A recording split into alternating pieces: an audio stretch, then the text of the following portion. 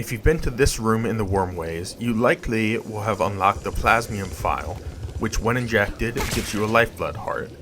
Because Plasmium and Lifeblood are the same thing, this guy just doesn't know that.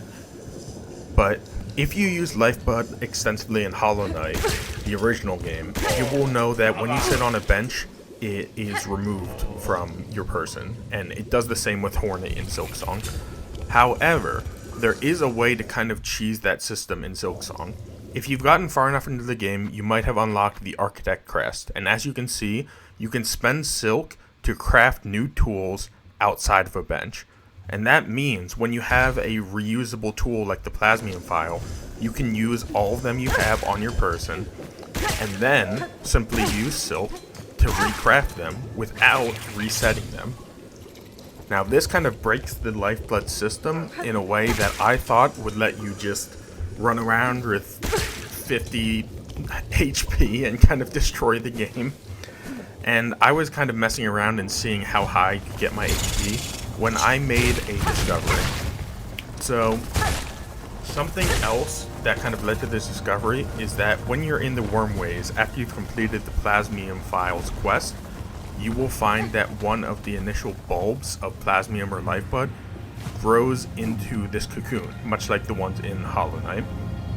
And when you break these cocoons, you will get Lifeblood seed enemies, and if you kill them and go into your journal, you will see Hornet talk about how Lifeblood affects her.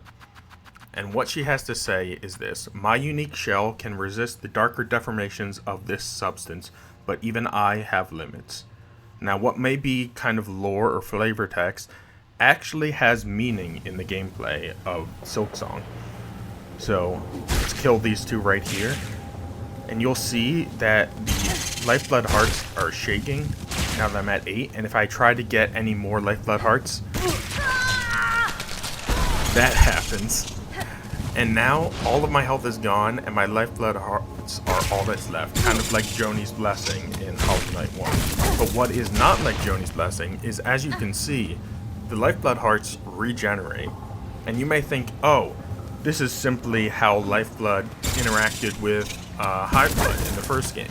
And that is not correct, because even after going past the first heart I lost, I will continue to regenerate this health forever.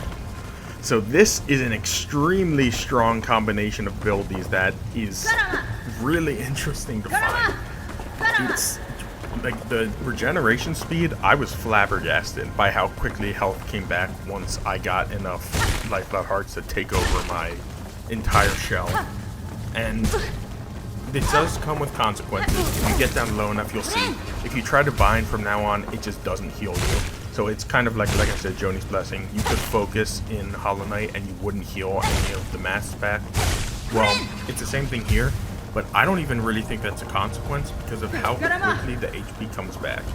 So as long as you're not like getting hit 5 or 6 times in the course of like 10 seconds, you're pretty much immortal once you have this interaction working. And I haven't worked with it much. I pretty much just discovered this interaction existed and immediately wanted to record a video on it because I haven't seen anyone talk about this online yet. But this is a really crazy interaction. It has some downsides, one of which is that once you go on a bench, it's like any other Lifeblood. It will all just disappear and you'll go back to normal Hornet. It does require you to use the Architect's Crest, which you may not love using, because I believe that's the only way to get enough Plasmium files to cause this to happen. But even so, this is a crazy strong interaction. It's interesting for lore too, because it shows Hornet can't handle that much Lifeblood. But yeah, if you want me to look for more random discoveries in Hollow Knight, subscribe.